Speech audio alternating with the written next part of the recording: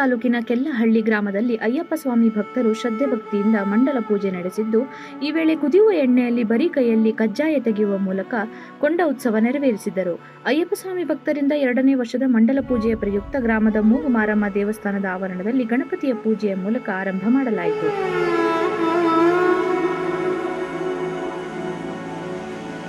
ಗ್ರಾಮಸ್ಥರಿಂದ ಮಧ್ಯಾಹ್ನ 12 ಗಂಟೆಗೆ ಅನ್ನದಾನ ಏರ್ಪಡಿಸಿದ್ದರು. ಸುತ್ತಮುತ್ತಲಿನ ಗ್ರಾಮಸ್ಥರನ್ನ ಸೇರಿ ಸುಮಾರು 80,000 ಜನರು ಅನ್ನಪ್ರಸಾದವನ್ನು ಸ್ವೀಕರಿಸಿದರು. ರಾತ್ರಿ 8 ಗಂಟೆಗೆ ಅಯ್ಯಪ್ಪ ಸ್ವಾಮಿ, ಗಣಪತಿ, ಸುಬ್ರಹ್ಮಣ್ಯ, ಮಾಳಿಗೆ ಪುರುತ್ತಮ್ಮ, ಶ್ರೀ ವಿಷ್ಣುವಿನ ಫೋಟೋಗಳು ಪ್ರತಿಷ್ಠಾಪನೆ ಮಾಡಿ ಅಯ್ಯಪ್ಪ ಸ್ವಾಮಿ 18 ಮೆಟ್ಟಿಲುಗಳ ಪೂಜೆಯನ್ನು ಆರಂಭಿಸಿದರು.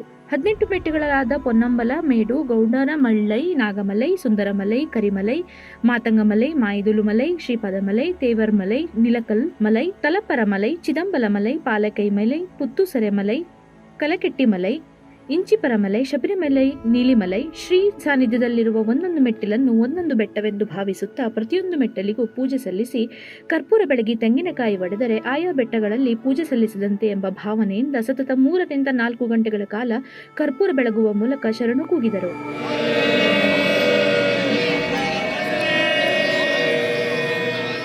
ರಾತ್ರಿ 11:30 ಗಂಟೆಗೆ ಕುದಿಯುವ ಎಣ್ಣೆಯಲ್ಲಿ ಕಜ್ಜಾಯ ತೆಗೆಯುವ ಕಾರ್ಯ ಆರಂಭವಾಯಿತು. ಈ ಕಜ್ಜಾಯವನ್ನು ನೀರು ಕಜ್ಜಾಯ ಎಂಬ ಹೆಸರಿನಿಂದ ಕರೆಯಲಾಗುತ್ತದೆ. ಮೊದಲು ಮಣಿಕಂಠ ಸ್ವಾಮಿಗಳ ಮೂಲಕ ಕುದಿಯುವ ಎಣ್ಣೆಯಲ್ಲಿ ಕೈಯಿಂದ ಕಜ್ಜಾಯ ತೆಗೆಸಿದ ನಂತರ ಕನ್ಯಾಸ್ವಾಮಿಗಳು ಹಾಗೂ ಗುರುಸ್ವಾಮಿಗಳು ಸೇರಿ 95 ಮಾಲಾಧಾರಿಗಳು ಹಾಗೂ ಸುತ್ತಲಿನ ಗ್ರಾಮದ ಮಾಲಾಧಾರಿಗಳು ಭಾಗಿಯಾಗಿ ಬೆಳಗಿನ ಜಾವ 3 ಗಂಟೆಗೆ ಪೂಜೆ ಪೂರ್ಣಗೊಳಿಸಿದರು. ಕೊಂಡ ಉತ್ಸವ ಬೆಳಗಿನ ಜಾವ 5 ಗಂಟೆಗೆ ಆರಂಭಿಸಿದ ಮಾಲಾಧಾರಿಗಳು ಒಬ್ಬರಾದ ಮೇಲೆ ಒಬ್ಬರಂತೆ ಕೆಂಡವನ್ನ ತುಳಿಯುತ್ತಾ ದೇವಸ್ಥಾನದತ್ತ ಸಾಗಿದರು. ಕೊಂಡ ಉತ್ಸವ ಬೆಳಗಿನ ಜಾವ 5 ಗಂಟೆಗೆ ಆರಂಭಿಸಿದ ಮಾಲಾಧಾರಿಗಳು ಒಬ್ಬರಾದ ಮೇಲೆ ಒಬ್ಬರಂತೆ ಕೊಂಡವನ್ನ ತುಳಿಯುತ್ತಾ ದೇವಸ್ಥಾನದತ್ತ ಸಾಗಿದರು. ಕೊಂಡ ಉತ್ಸವಕ್ಕೆ ಬಳಸುವ ಮರದ ಕಟ್ಟಿಗೆಗಳು ಆಲದ ಮರ, ಮಾವಿನ ಮರ, ಬೇವಿನ ಮರದ ಕಟ್ಟಿಗೆಗಳನ್ನು ಬಳಸಿಕೊಳ್ಳಲಾಯಿತು. ಅಯ್ಯಪ್ಪ ಭಕ್ತರು ಆಚರಿಸುವ ಮಂಡಲ ಕಲಾಂ ಎಂದು ಕರೆಯಲ್ಪಡುವ 41 ದಿನಗಳ ಕಠಿಣ ವ್ರತದ ಅಂತ್ಯವನ್ನು ಸೂಚಿಸುತ್ತದೆ. ಮಾಲಾಧಾರಿಗಳು 41 ದಿನಗಳ ಕಠಿಣ ವ್ರತ ಮಾಡಿ ಕೊನೆಯ ದಿನ ಮಂಡಲ ಪೂಜೆ ಮಾಡುತ್ತಾರೆ. ಅಯ್ಯಪ್ಪ ಸ್ವಾಮಿಯ ಮಂಡಲ ಪೂಜೆಯ ಮಹತ್ವವನ್ನು ಹಲವಾರು ಪುರಾಣಗಳಲ್ಲಿ ಉಲ್ಲೇಖಿಸಲಾಗಿದೆ. ಮಂಡಲ ಪೂಜೆಯನ್ನು ಮಾಡುವುದರಿಂದ ವ್ಯಕ್ತಿಯ ಜೀವನವು ಸಂಪೂರ್ಣ ಬದಲಾಗುತ್ತದೆ ಎಂಬ ನಂಬಿಕೆ ಇದೆ.